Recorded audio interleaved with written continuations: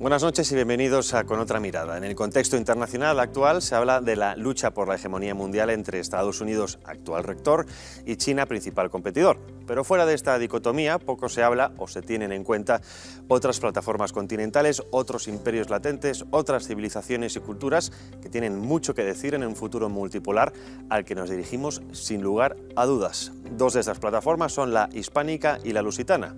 Ambas fueron competidores hace cientos de años por el dominio mundial a través de las principales rutas comerciales, pero también se fusionaron durante un breve periodo de tiempo gracias a la estrategia de Felipe II.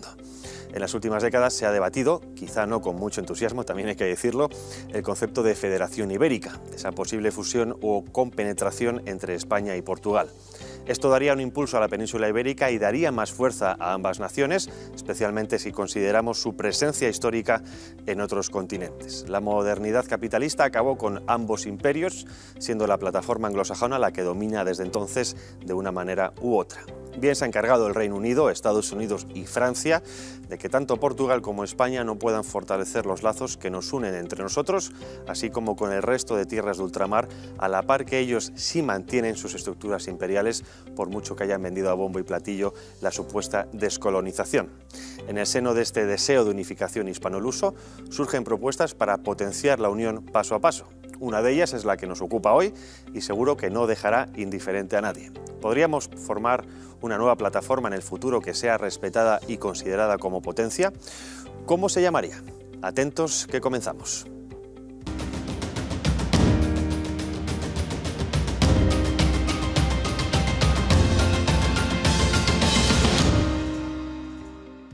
Para hablar de esta posible unión y de sus fortalezas o debilidades, tenemos con nosotros a Santiago Armesilla. Muy buenas noches. Hola, encantado de estar aquí. Muchísimas gracias por estar aquí con nosotros. Gracias. Autor de tu último libro, el séptimo, Iberofonía y Socialismo, casi ya es un título a menos, digamos, que invita a la reflexión.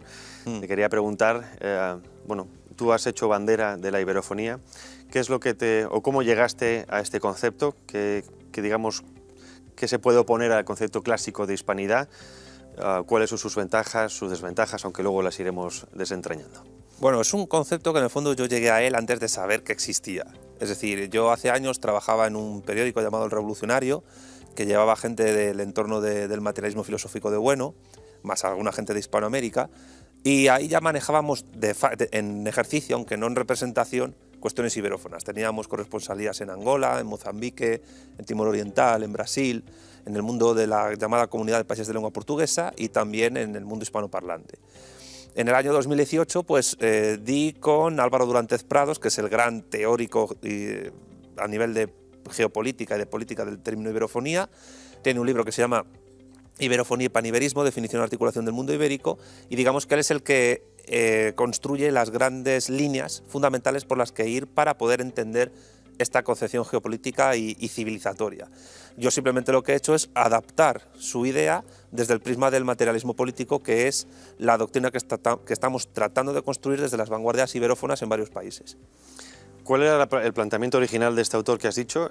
¿Era socialista de base o tenía otro? No, él simplemente es un politólogo, geopolitólogo y diplomático, pero desde su acción práctica en diplomacia, pues trabajando en la Organización de Estados Iberoamericanos y también su relación con la Comunidad de Países de Lengua Portuguesa, que son las dos grandes plataformas diplomáticas que se encargan de converger estos dos mundos, el que tú has dicho, el hispanoparlante y el lusoparlante, pues definió a grandes rasgos lo que es la iberofonía, que es un concepto abierto, al revés que iberosfera, que es un poco más cerrado, y que hace referencia a, pues eso, al conjunto de naciones, territorios y poblaciones que en los 5 continentes hablan español y portugués. ¿Qué tienen de particular el español y el portugués? Que son las dos únicas lenguas universales que son a grandes rasgos mutuamente comprensibles. Hay una intercomprensión mutua escrita y hablada de entre un 89 y un 90% de palabras. Evidentemente hay falsos amigos y luego pues el portugués tiene más sonidos vocálicos que el español. Por eso a un lusoparlante le es más sencillo entender el español que al revés. Pero nos pasa, por ejemplo, con los italianos. Nos entienden más ellos a nosotros que nosotros a ellos. También depende de la región de Italia que sea. Y del acento. Claro, igual pasa en el portugués, porque a muchos brasileños les puede costar entender a un portugués de Portugal. No así, por ejemplo, de Angola. Yo invito a la gente siempre a que escuche un telediario de Angola, porque siendo hispanoparlante y no sabiendo portugués te enteras prácticamente de todo. Pero la cuestión es que a diferencia del italiano, que lo hablan unos 55, casi 60 millones de personas en todo el planeta, el portugués lo hablan unos 230 millones de personas, es más hablado el portugués que el francés a nivel internacional, y el portugués es el idioma más hablado en el hemisferio sur de la Tierra, no solo por Brasil, por Angola, Mozambique y Timor Oriental, sino que eso sumado al español, que son 561 millones, dan hoy un total de 861 millones de personas en los 5 continentes. O sea, imagina la oportunidad geoestratégica y geopolítica que a nivel de apertura lingüística eso supone a gran escala, porque es la comunidad lingüística homogénea más repartida a nivel geográfico de todo el planeta. A ver si podemos ver ahí el mapa en pantalla para que los espectadores tengan una imagen de todo eso que se supone la iberofonía. Bueno, incluimos ahí, obviamente, partes del actual Estados Unidos, porque, obviamente, hay una parte muy importante de la inmigración y va a ir a más. Sí. Posiblemente en los próximos años sea el país con más hispanohablantes del mundo. Quizás detrás de México. Quizá detrás de México. Que pero ya hay más hispanoparlantes en Estados Unidos que en Colombia, que es el segundo, tradicionalmente ha sido el segundo con mayor número de hispanoparlantes. Con dificultades, por supuesto, porque muchas veces la tercera generación de hispanos pierde el idioma y hay una generación intermedia que hace de interlocutor entre el abuelo y el hijo. Pero también hay interés, que cada vez entre más yanquis, entre más gringos, en estudiar español. Y eso sí es importante. Y a nivel, claro, geocultural, al mundo anglosajón eso le supone un reto enorme que tiene que saber gestionar. De hecho, el propio Huntington, Samuel Huntington, famoso politólogo, se preguntó en los años 90 por cómo vamos a gestionar esto, que es la gran amenaza geocultural que tenemos. Porque se estima que a mediados de este siglo puede haber unos casi 70 millones de hispanoparlantes solo en Estados Unidos. Cuando has dicho antes que el concepto de iberosfera es más reducido que iberofonía, ¿cuáles son las diferencias o incluso las similitudes? Porque entiendo que algo tendrán en común. Lo que tienen en común yo creo que es la convergencia lingüística del español y el portugués, eso por supuesto. La diferencia, que la trato en el libro, es que lo de iberosfera parece ser que hace referencia a la anglosfera. Y la anglosfera es un concepto más cerrado que se ciñe sobre todo a los 5 ojos, a los grandes países anglosajones del planeta, que son Reino Unido y Estados Unidos en primer lugar, en un segundo nivel Canadá, Australia y Nueva Zelanda, y en un tercer nivel el resto de la Commonwealth, la Mancomunidad Británica de Naciones. Pero la idea de iberofonía es más abierta porque no hay un centro claro, aunque yo creo que a nivel demográfico de recursos, el peso está en América. El peso está en América y en segundo lugar en la Iberoáfrica, es decir, Angola, Mozambique, Santo Tomé y Príncipe, Guinea-Bissau, Cabo Verde, más Guinea Ecuatorial y el Sáhara español, el Sáhara Occidental, conllevan una masa demográfica que es mucho mayor que la iberofonía europea, que son España, Portugal y Andorra. Y Andorra, que aunque el catalán es idioma oficial, de facto el más hablado es el español, y el tercer idioma más hablado es el portugués, por inmigración que va gente allí a buscarse la vida. Y luego tenemos Iberoasia y Iberooceanía, que Timor Oriental es el lugar más importante. Luego tenemos Filipinas con un montón de lenguas y dialectos difusos, con muchos préstamos del español, y algunas plazas que antes fueron del Imperio Español, como Guam, etc. Pero el centro, digamos, demográfico y cultural, igual que ocurrió en el Imperio Español, está sobre todo entre África y sobre todo Iberoamérica.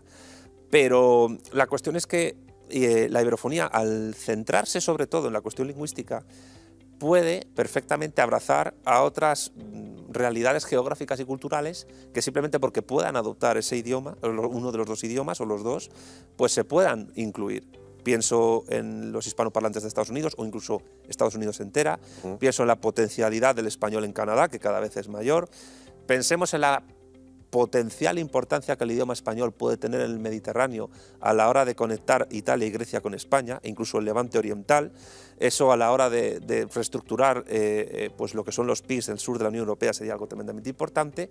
Y también hay que pensar en el norte de África, en el Rif, todo lo que fue en las anteriores colonias españolas en el norte de África, en Margelia, etcétera, que ayudarían a potenciar el idioma de una manera enorme, porque de facto, por ser el más hablado, la lengua, digamos, matriz sería el español, sin desmerecer, por supuesto, al portugués, que, insisto, es la segunda lengua romance del mundo. O sea, tenemos mucha suerte, entre comillas suerte, porque esto es trabajo histórico, porque las dos lenguas derivadas del latín más habladas en el planeta han nacido las dos en la península ibérica. Claro, hablamos de antiguos imperios, que históricamente todavía se mantiene, digamos, la estructura de esa potencialidad de la plataforma hispanolusa, que yo entiendo que a partir de ahí, además por lo que razonas en el libro, de ponernos a ello, partiríamos con una ventaja que otros históricamente no han tenido. Es decir, ya el trabajo cultural está hecho, el trabajo lingüístico está hecho. Ahora, la duda, obviamente legítima, es recuperar esos, sería poner o hacer que muchos gatos sacaran sus garras. Hablamos, por ejemplo, de la Unión Europea, porque eso pondría a España y Portugal, a la península ibérica, como una figura que actualmente no tiene la importancia que tiene. Y luego hablábamos precisamente de la plataforma anglosajona, que haría todo lo posible para evitar esa unión, como ha hecho históricamente. Sí, o sea, yo creo que es totalmente claro que en 2 siglos el mundo anglosajón, que es el que ha implantado, en términos marxistas clásicos, el modo de producción capitalista, porque los modos de producción son implantados por imperios, esa es una de las tesis fuertes del libro. Sí. Primero el Imperio Británico y de una manera, digamos, más refinada, más financiera, más democrática, el Imperio estadounidense. En 2 siglos pues, han logrado balcanizar esa unidad civilizatoria que fue el mundo iberófono, que ya se empezó a balcanizar en 1640-1668, cuando Brasil logró desconectarse de nuevo del resto de la América española y Portugal ganó de nuevo la independencia con una nueva casa reinante, los Braganza. Pero no se trata de reconstruir imperios fenecidos. Estamos hablando, como dice Durantes Prados, de espacios postimperiales. El mundo anglosajón tiene un imperio, que es Estados Unidos, más los restos de otro que habría que preguntarse si existe o no todavía, que es el Imperio Británico, pero hay más espacios postimperiales. Está el mundo árabe islámico, lo que pasa es que no tiene un Estado que pueda unificar al resto. Ni tampoco una unidad, bueno, más allá de la umma islámica, pero desde luego no hay ese sentimiento de pertenencia. No, porque además el país islámico más poblado es Indonesia y está culturalmente muy lejos del mundo árabe. El mundo árabe no tiene en conjunto toda la población que tiene Indonesia, eso también es importante tenerlo en cuenta. Indonesia está lejos de la Meca y de Medina, y el Estado que tenga la Meca y Medina en su territorio, en el fondo es el que puede articular una unidad del Islam. En el pasado lo pudo hacer el Imperio Otomano, pero los anglosajones se lo cargaron y se lo querían haber cargado más. De ahí nace Turquía. Luego el mundo eslavo tiene a Rusia, por supuesto, y luego está China, que digamos que salvo Mongolia y quizás Taiwán, que está en proceso, es el único estado civilización pleno que existe. Luego, si quieres, hablamos un poco de la India, pero la India no tiene el potencial expansivo que tienen las otras plataformas. Y en la India hay un porcentaje de musulmanes considerable, pero son religión minoritaria. Pero el mundo hispano-iberófono puede ser compatible con cualquiera de los dos términos, no hay problema. Tiene una ventaja y una dificultad importante. La gran ventaja es que el trabajo más duro ya está hecho, que es la construcción de naciones políticas donde los dos idiomas sean hegemónicos o sean oficiales y que al mismo tiempo tenga pues, unas organizaciones supraestatales, diplomáticas y de política exterior ya asentadas que funcionen. En la comunidad de países de lengua portuguesa, Guinea Ecuatorial es miembro de pleno derecho. Guinea Ecuatorial no habla portugués. Fue colonia portuguesa, pero luego fue, digamos, tomada por el Imperio Español y fue parte durante bastante tiempo del Virreinato del Río de la Plata, cosa que muchos argentinos no saben, cuando se lo cuento se sorprenden muchísimo. Y al mismo tiempo, España, Argentina, Uruguay y Chile son miembros observadores de esa comunidad de países de lengua portuguesa. Al mismo tiempo, Brasil y Portugal son miembros de la Organización de Estados Iberoamericanos, de pleno derecho. Y ya hay una oficina de los PALOP, los países africanos de lengua oficial portuguesa, que ya los he mencionado, más Timor Oriental. Con lo cual, lo divertido, al mismo tiempo un poco lo trágico del asunto es que esa convergencia a nivel diplomático entre el mundo hispanoparlante y el lusoparlante se está produciendo desde hace tiempo, pero no es algo que trascienda a los grandes medios de comunicación ni que se hable. El único momento donde ocurrió más o menos eso es cuando en el Parlamento se discutió sobre el tema de la iberosfera y es algo que fue rechazado, porque claro, las garras no son solo externas, también son internas, es decir, los separatismos españoles, que son los indigenismos patrios, pues pusieron las garras contra eso, pero claro... Porque desmonta completamente el relato del separatismo, ¿no? Sí, no, y también porque conlleva debatir por otros temas, la leyenda negra, etc. Pero yo creo que en el momento en que esto se normalice, incluso con otro nombre, si el PP o incluso el PSOE en algún momento propone esto en el Congreso, se puede llegar perfectamente a esa convergencia, primero diplomática, primero de cooperación internacional. Has dicho el PSOE, una de las herramientas, como tú bien dices, de dominación extranjera de España. Si llegara a plantearlo el PSOE, seguramente es que no sería del todo iberófono, mucho me temo. Hombre, la prioridad de la política exterior del PSOE es la Unión Europea. Y eso es así desde que se formó el PSOE como tal, que se formó en Suresnes. El PSOE histórico simplemente es otro partido. Las siglas se apropiaron en el año 74 un grupo de políticos españoles formados y financiados por la Fundación Friedrich Ebert, es decir, la socialdemocracia alemana y la gran burguesía alemana, y la CIA, porque estaban interesados en que, uno, hubiera una fuerza de izquierda que contrarrestara la posible influencia del Partido Comunista una vez que llegara la democracia, y en segundo lugar, también una fuerza que ayudara a desmontar el tejido industrial que se había generado durante la dictadura de Franco.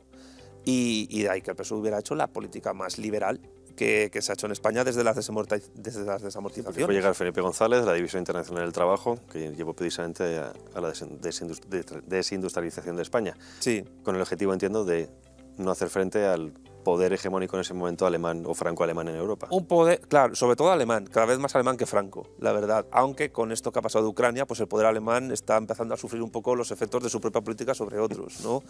Pero claro, por eso están explotando carbón como si no hubiese un mañana. Y ya hemos visto este fin de semana las manifestaciones que ha habido allí, porque están destrozando tierras de cultivo básicamente para poder explotar minas.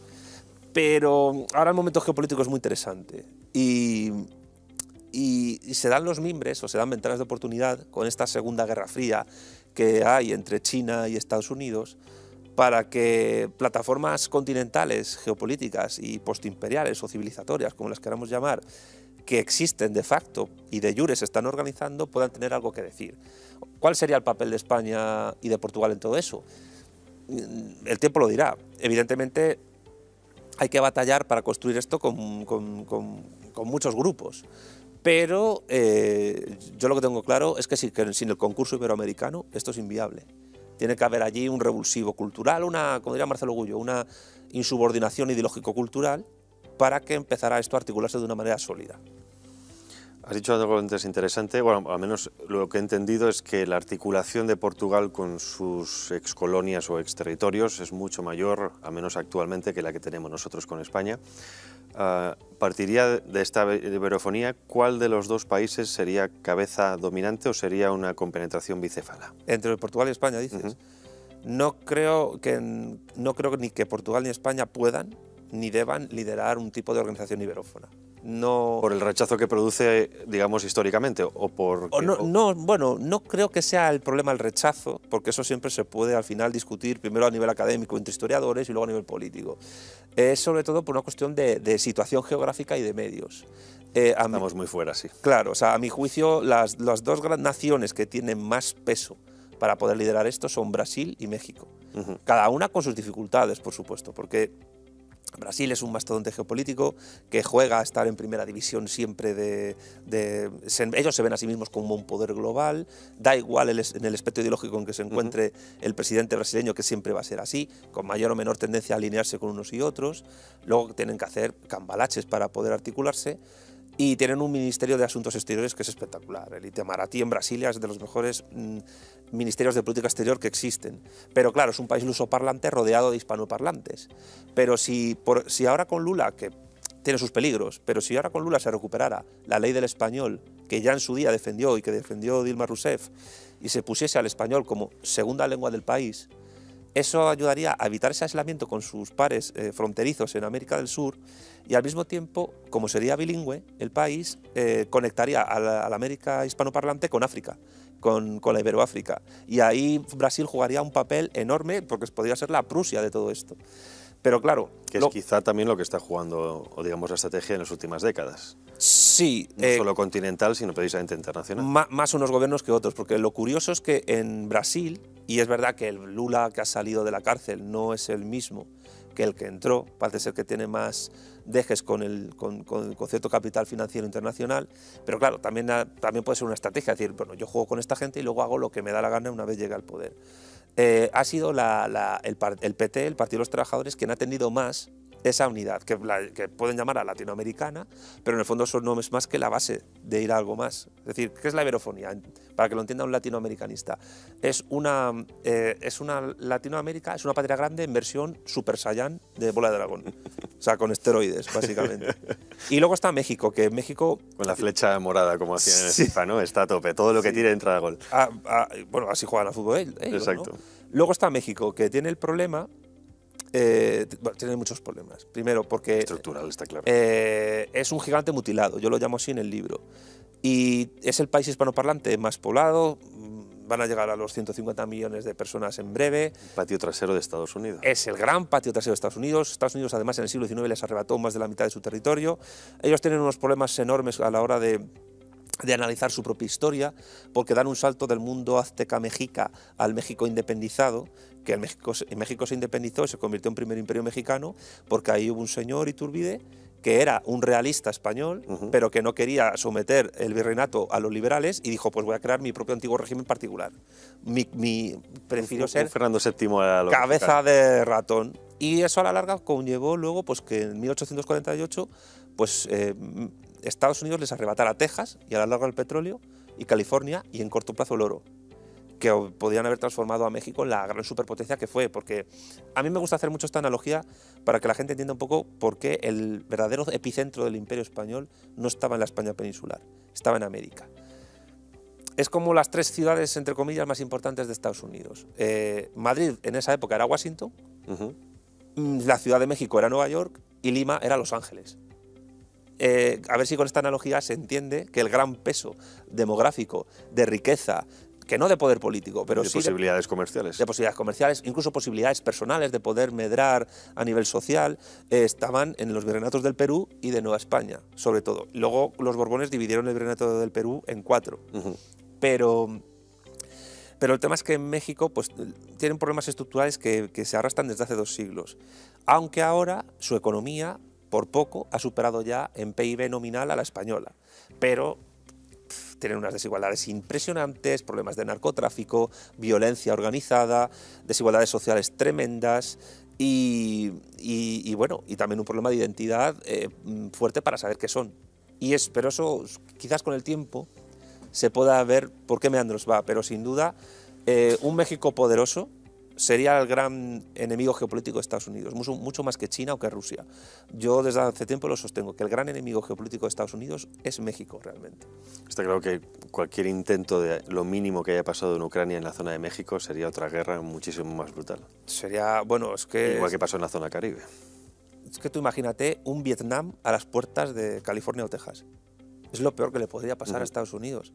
Sí, porque históricamente es como potencia hegemónica mundial, es precisamente porque tiene la posibilidad, bueno, está aislada geográficamente, el norte es Canadá, que es prácticamente Estados Unidos, pero son más pacíficos, la única salida es el sur, y actualmente trabaja por y para desestabilizar México para que no pase nada al sur de la frontera de Texas. La posición de México a nivel geopolítico es también estratégica y delicada, porque mucha gente critica que no avance México en el liderazgo iberoamericano o como lo queramos llamar, y que esté más pendiente de estar pues, en el triple pacto con Canadá y Estados Unidos. Pero claro, es que México, poco a poco, veremos si esto llega o no, pero poco a poco demográficamente se está comiendo a Estados Unidos. Y se puede comer a Canadá. Imaginemos que dentro de 150 años toda América del Norte, 150 a 200 años, no lo vamos a ver ni tú ni yo, pero que toda América del Norte hable español de nuevo. Y que el inglés sea algo residual. De la historia, ¿no? Sí, esa sí que sería la venganza de Moctezuma, no era allí comer y tal. Moctezuma, marquesado, ¿no? Es el marquesado de Moctezuma, si no me equivoco, bueno, uno de los descendientes fundó la Guardia Civil, ya lo sabes. Señor. Antes de empezar a hablar de esa dialéctica que me gusta de clases, estados, imperios, para preguntarte por esa posibilidad de a corto o medio plazo, hemos hablado de Asia. Estamos con la sexta, digamos, el sexto socialismo, la sexta revisión socialista, que es el socialismo chino, con características chinas, que al menos su política por ahora es más de compenetración, de laissez-faire, laissez-passer, dejar hacer a otros estados, no se mete en políticas internas.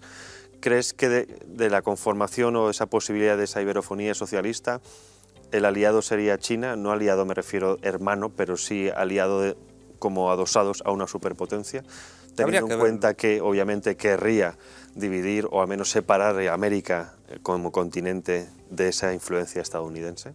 Es una muy buena pregunta esa. China tiene el mismo enemigo que tiene el mundo hispanoparlante, que es el mundo anglosajón.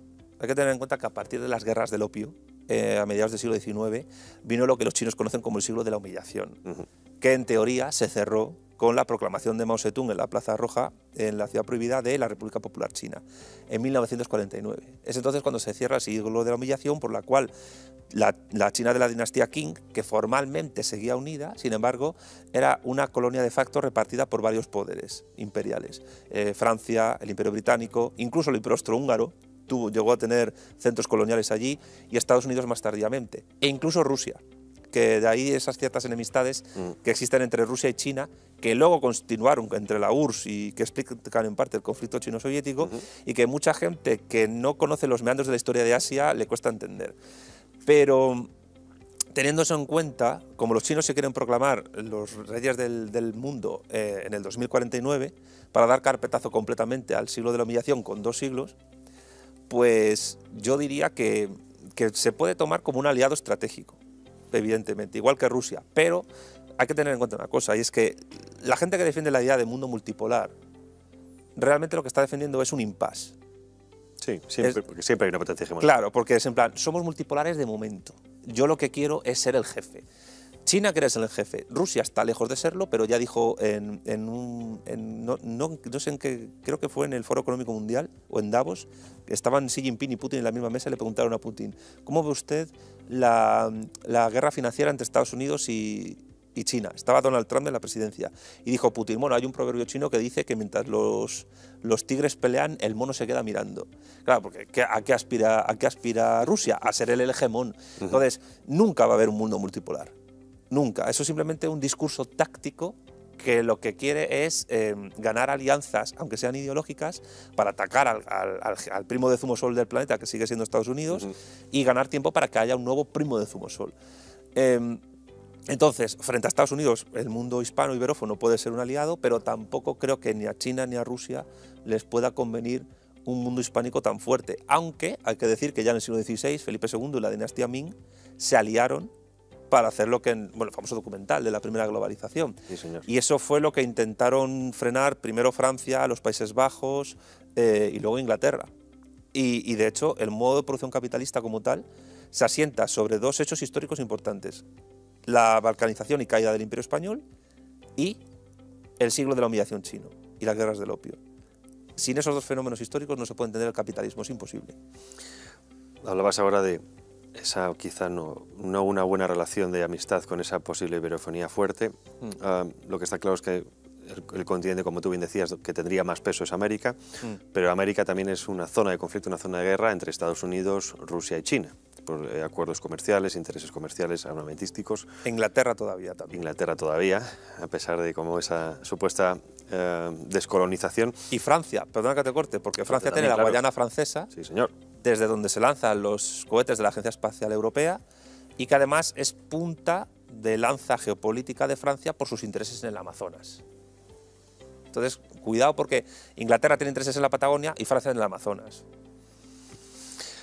Estamos rodeados. Y a este choque entre estas 3 potencias, o más potencias, pero 3 principales, se une, hablando de lo que estamos ahora de esa desunión social, el choque, o digamos la lucha entre clases, sí, la lucha entre estados y la lucha entre imperios. Es decir, que nosotros, aunque partiéramos de ventaja a nivel conformación civilizatoria, partimos muy en desventaja por precisamente estas 3 luchas que primero son internas, más luego las que generan a nivel externos. Esas 3 luchas son la misma lucha. En Marx, la dialéctica de estados y de imperios no está en representación, pero sí en ejercicio. Pero en toda la tradición del marxismo-leninismo siempre se ha estudiado la dialéctica de estados y de imperios. El propio Lenin tiene libros sobre imperialismo. Y luego en el siglo XX pues, hay teóricos del marxismo sobre las teorías del desarrollo de la dependencia, el sistema mundo, etc. Y luego había otras teorías que también han incluido eso. Pero la cuestión es que esas 3 luchas son una misma, son el motor de la historia en general. No hay milímetro de tierra que no sea un campo de batalla geopolítico. Ya el suelo marino lo es, la Antártida cada vez lo es más. Y luego pues estamos pasando poco a poco de la geopolítica a la exopolítica. Es decir, que ya a nivel vertical hay una lucha por el espacio, nunca mejor dicho. Estados Unidos dijo, no, la Luna es prioridad nuestra y no queremos que nadie esté. Ipso facto, China manda un satélite, fotografía la cara oculta de la Luna completamente y permite que una planta crezca allí. Son desafíos que se están haciendo en los grandes imperios. Y además en cada imperio hay una clase social que es hegemónica, que tiene unos planes y programas para realizar. Entonces, claro, la desventaja que nosotros tenemos es que una desventaja importante es que todavía no tenemos, y a lo mejor no lo hemos tenido hasta ahora, una doctrina política y filosófica que permita articularnos en unos planes y programas de corto, medio y largo plazo como una alternativa a todo esto. Y nosotros apostamos por que esa doctrina sea el materialismo político, que es la perspectiva en la que está el libro escrita, que es la conjunción de Marx con Gustavo Bueno, más Marcelo Gullo, Felipe Martínez Marzoa, más gente, y es por la que apostamos pues, en Vanguardia Española, la asociación en la que yo estoy, pero también está la Juventud Obrera de Costa Rica, la Vanguardia Comunista Chilena, Vanguardia Argentina, se está formando una, bueno, ya existe una en Venezuela, Vanguardia Venezolana, y se está formando una en México. Y pronto presentaremos, al menos digitalmente, un portal donde ese proyecto se pueda defender, porque las grandes transformaciones sociales, si no se hacen a lo grande, a una escala que sea supraestatal, no pueden tener efectos históricos de escala universal, realmente. Entenderás que cuando se habla de comunismo, a mucha gente le suene extraño, como mínimo. ¿Por qué abogáis desde ese punto de vista? ¿Por qué se aboga? Porque claro, cuando se pone el comunismo sobre la mesa, automáticamente se expulsa, al menos a priori, a mucha gente que puede comprar esa idea, obviamente conformada bajo otra perspectiva, ¿no? Hablamos, por ejemplo, del catolicismo. Gustavo Bueno siempre decía, incluso tú has dicho que el socialismo real no se puede construir sin los católicos, o sin el cristianismo, digamos, como religión. Particularmente con la católica, porque en el calvinismo, el socialismo no lo veo yo muy... Los protestantes son más siempre de corte anglosajón, que les gusta mucho. ¿Cómo cuadrarías esto? ¿Cómo sería la cuadratura del círculo? Lo digo porque a priori digo que a mucha gente quizá les suene extraño. Las primeras cosas a defender para nosotros son las dos primeras: soberanía política e independencia económica. En eso parecemos más peronistas que otra cosa. Y el socialismo simplemente como un sistema en el cual la clase obrera sea la que hegemonice qué se hace con el excedente de producción que ella misma produce. ¿Pero existe una clase obrera a día de hoy?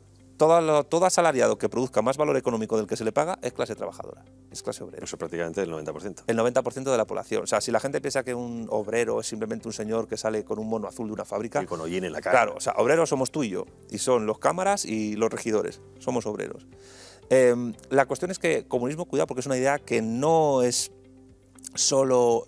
es verdad que la monopolizó la Unión Soviética durante todo el siglo XX, pero es una idea muy antigua en la historia, igual que la del socialismo. La encuentras en Cleón de Esparta, en Licurgo, en la República de Platón, en los cristianos primitivos. De hecho, en el libro hablo incluso de pasajes de la Biblia donde se defienden relaciones sociales que son socialistas prácticamente. La doctrina social de la Iglesia, esto a mucho católico le puede chocar, pero es prácticamente una propuesta socialista. Sí. A los liberales lo dicen y tienen razón. Pero claro, es un socialismo, además, basado en una tradición bastante más racional de lo que parece, que es la escolástica aristotélico-tomista, con toques de Platón, y basado también en una praxis. ¿Qué eran las comunas jesuíticas en Paraguay? Eran la aplicación práctica de las ideas de Tomás Moro. Estaban muy influenciados los jesuitas en esa época por Tomás Moro. Y por el libro Utopía, me refiero. Eso te iba a decir, que de alguna manera esos retazos utópicos siguen calando, pero históricamente no se han sabido llevar a cabo. Es que la idea de comunismo, ya te digo, fue hegemonizada por la Unión Soviética hasta tal punto que cuando llegó Suslov y dijo lo de comunismo realmente existente, realmente era, primero, para afirmarse como que la Unión Soviética en los años 80 va a llegar al comunismo, para nada, ocurrió todo lo contrario. De hecho, ya llevaban un proceso de liberalización económica muy profundo desde Khrushchev, y segundo, para enfrentarse a China. Porque la idea de comunismo es defendida por dos izquierdas definidas totalmente distintas, que son la izquierda comunista de tipo bolchevique y la izquierda asiática. Eso le choca a muchos comunistas patrios que piensan que todo lo que no sea la URSS no es comunismo.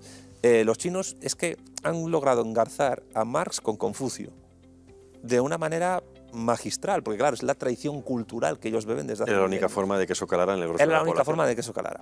¿Cuál es la única forma que no se ha hecho nunca en el mundo hispanoparlante y en España? ¿Cuál es la única forma en que el marxismo pueda tener alguna oportunidad en España? Tiene que entroncar con la tradición católica, a nivel cultural y a nivel filosófico sobre todo.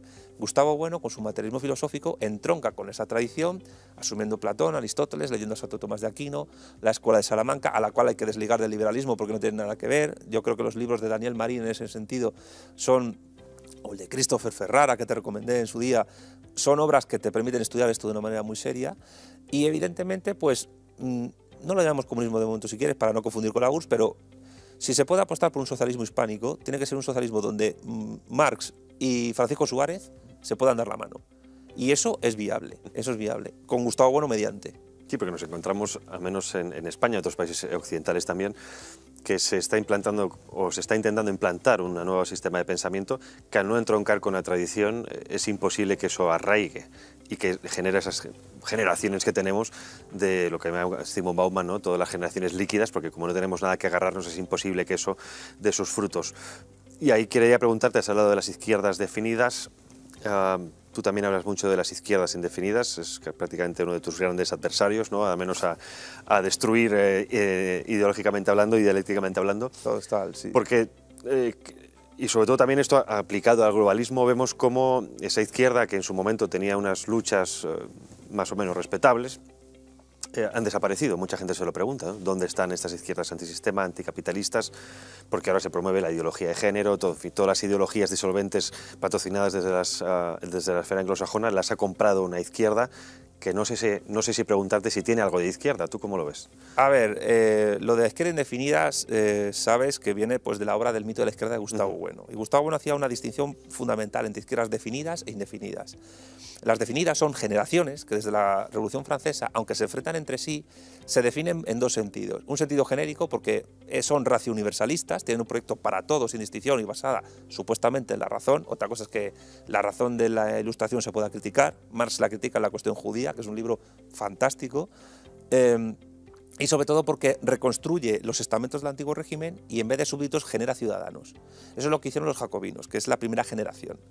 Pero luego vienen otras, que se enfrentan al antiguo régimen, a la unión del trono y el altar, que es la derecha tradicional, la cual ha dejado de existir. Y esto me parece fundamental decirlo, lo hablaba antes con el regidor.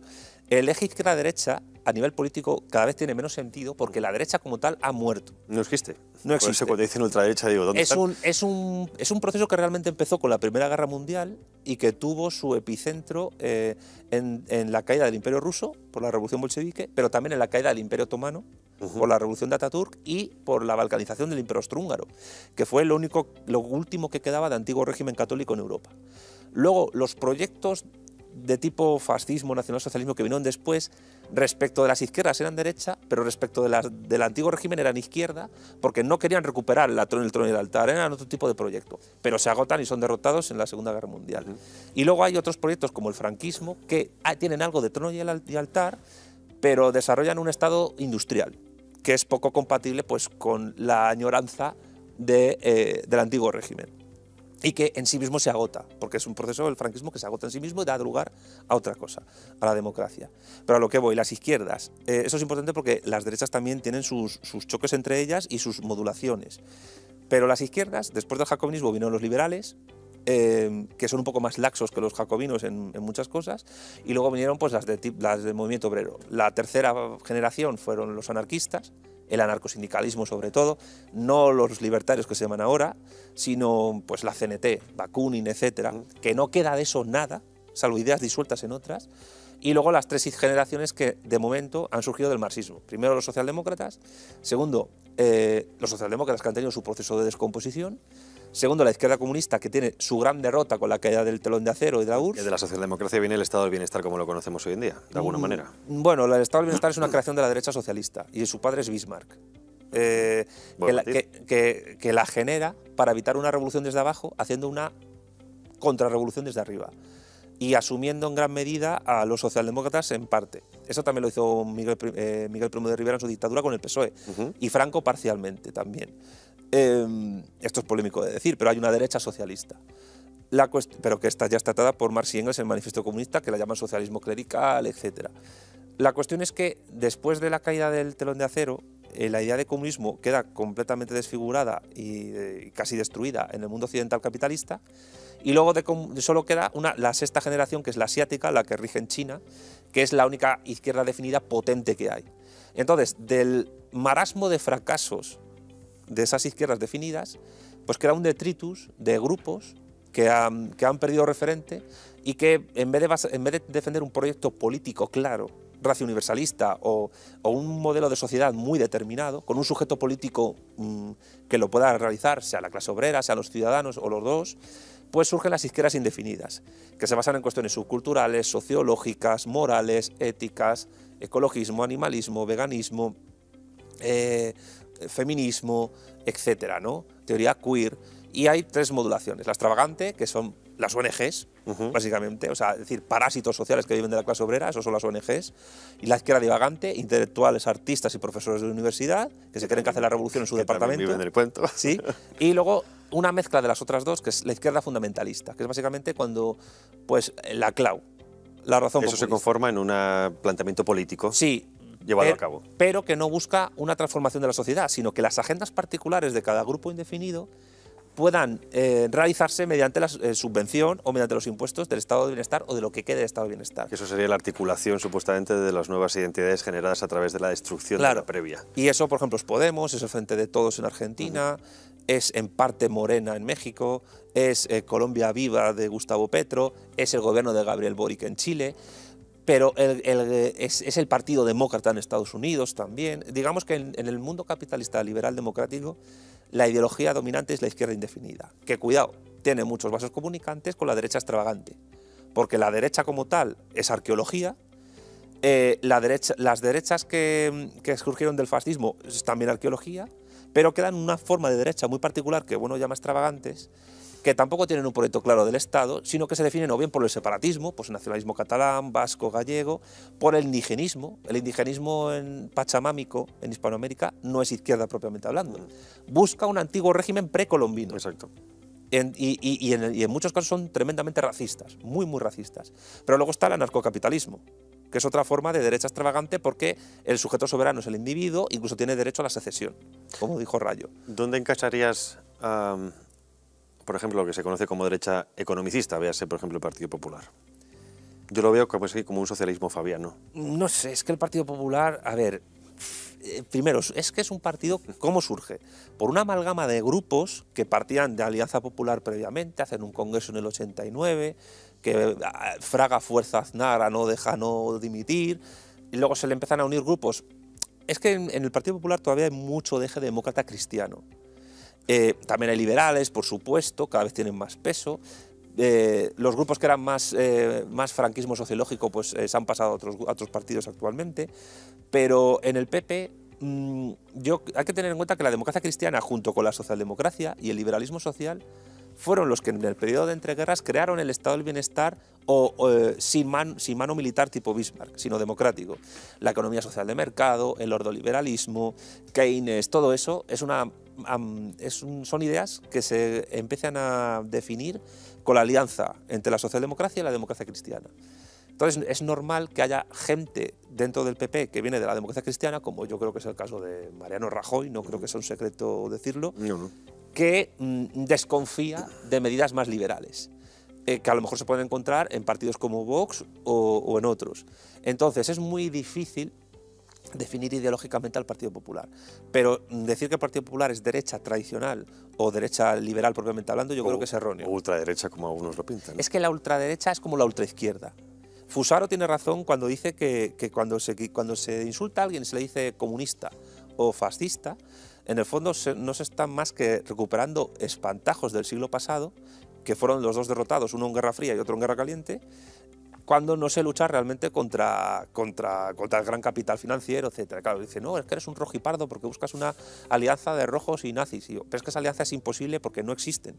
Es decir, ¿puede haber gente que se llame comunista hoy? Sí. ¿Puede haber gente que se llame nazi o fascista hoy? También. Pero o son folclóricos o son gente que no se ha dado cuenta de que el muro cayó y que Hitler murió en el búnker.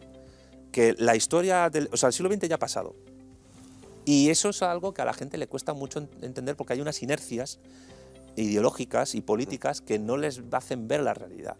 Y la realidad es que el eje izquierda-derecha a nivel sociológico tiene mucha pujanza, por eso, pues yo qué sé, ser de izquierdas es... Sí, ayuda a comprender ciertas cosas que quizá para el más común de los mortales sea complicado. Pero de una manera muy simplista, obviamente, incluso absoluta, sí, demagógica. Muy simple, muy chabacana, en plan, soy de derechas porque me gusta ver Tino Osborne. Es maniqueísta. Y soy de izquierdas porque me gusta ver La Sexta. Sí. Pero realmente la eje está muerto políticamente porque la derecha como tal ha desaparecido, que es el gran logro de las izquierdas.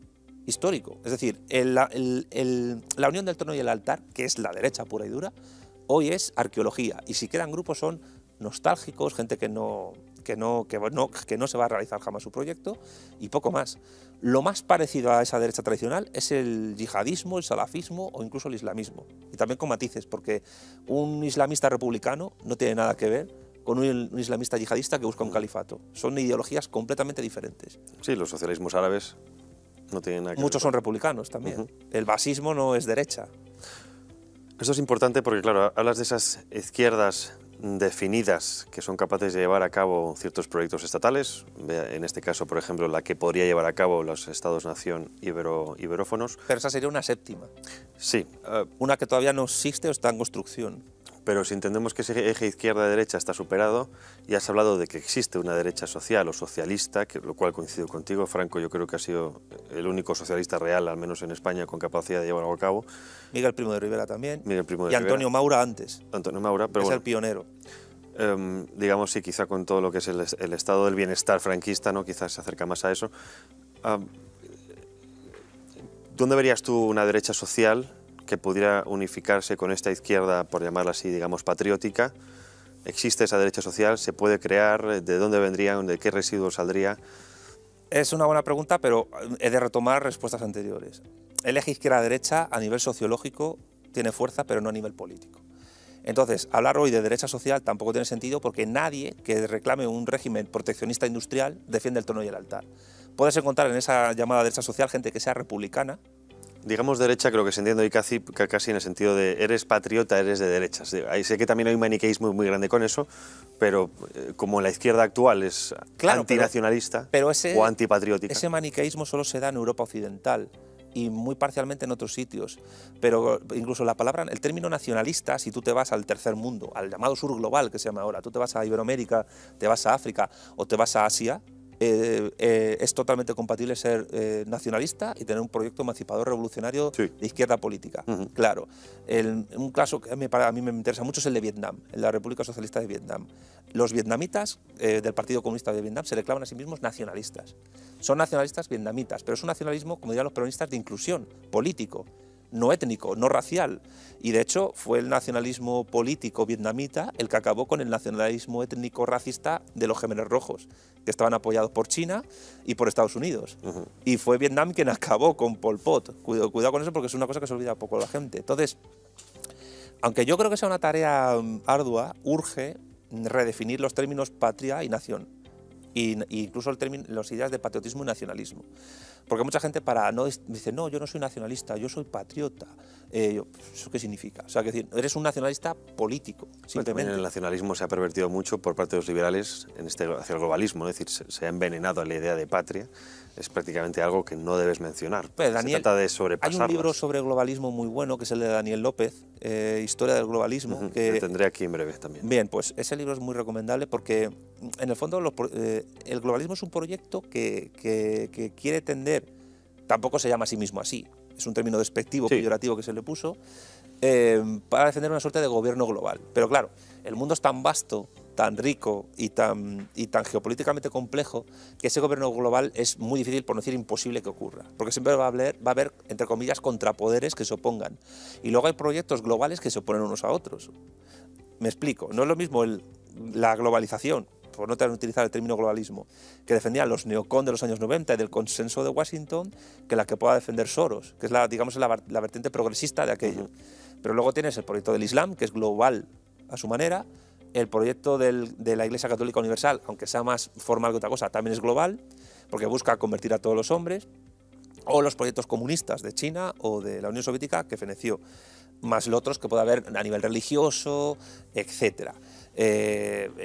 Incluso la Unión Europea podría defender una suerte de proyecto global democrático liberal a escala universal opuesto al de Estados Unidos si tuviera poder para ello.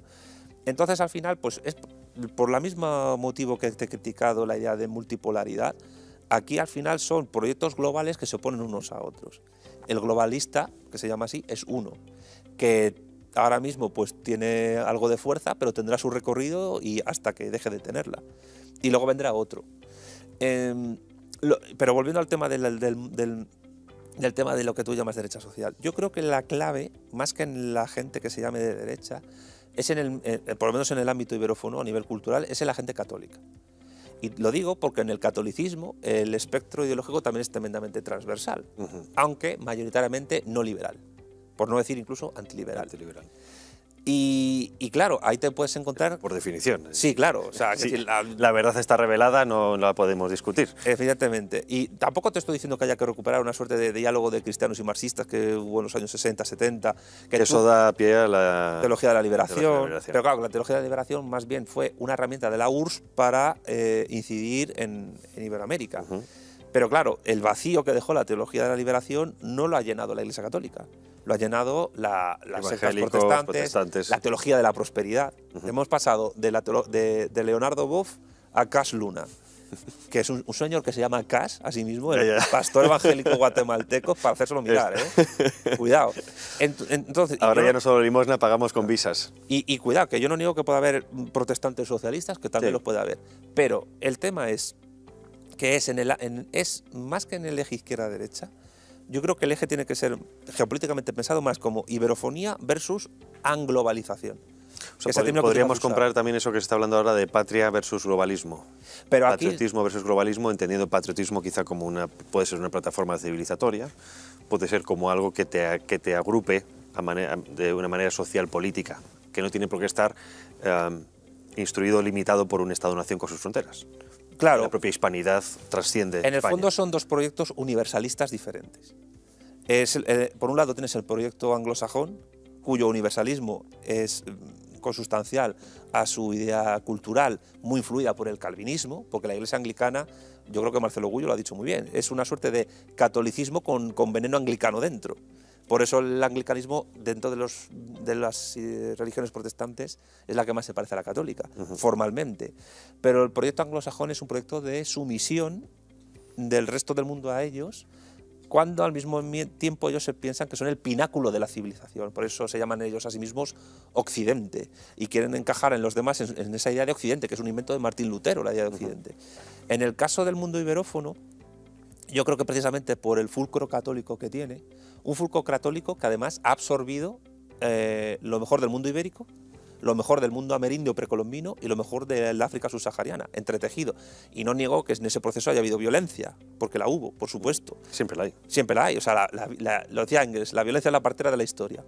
Pero la cuestión es que aquí estamos hablando de un proyecto de calado universal que puede estar presente en los 5 continentes y que pueda ofrecer algo más que lo que el capitalismo daba a la gente, y que puede pensar en un horizonte poscapitalista desde unas coordenadas culturales que incluso a otros pueblos que no son iberófonos les puedan resultar interesantes a imitar o a realizar. Entonces yo creo que aquí estamos entre, si me permites la palabra, dos globalismos enfrentados. O mejor dicho, lo digo yo en el libro, es un universalismo frente a una globalización. Si quieres el término es más adecuado así. Sí. O sea, desde la base iberófona se puede defender un proyecto universalista, universal, donde el eje civilizatorio es claro, pero no nos cerramos a ayudar a todos los hombres del planeta. Mientras que en el mundo de la globalización anglo-germánica protestante, anglo-germánica porque también hay que incluir a Alemania ahí, sí, y a Holanda, y luego pues a ese patio trasero pijo que son los países nórdicos, pues sin embargo tienen un proyecto que formalmente puede ser universal, que es el de la democracia liberal burguesa avanzada, pero es excluyente porque, hombre, si fuese de verdad un proyecto global, nosotros tendríamos que ser ciudadanos de Estados Unidos y votar. Y la gente se piensa que un proyecto es global simplemente porque hay máquinas de Coca-Cola y Taco Bells en tu ciudad. No va por ahí la cosa. Es decir, es generación frente a depredación.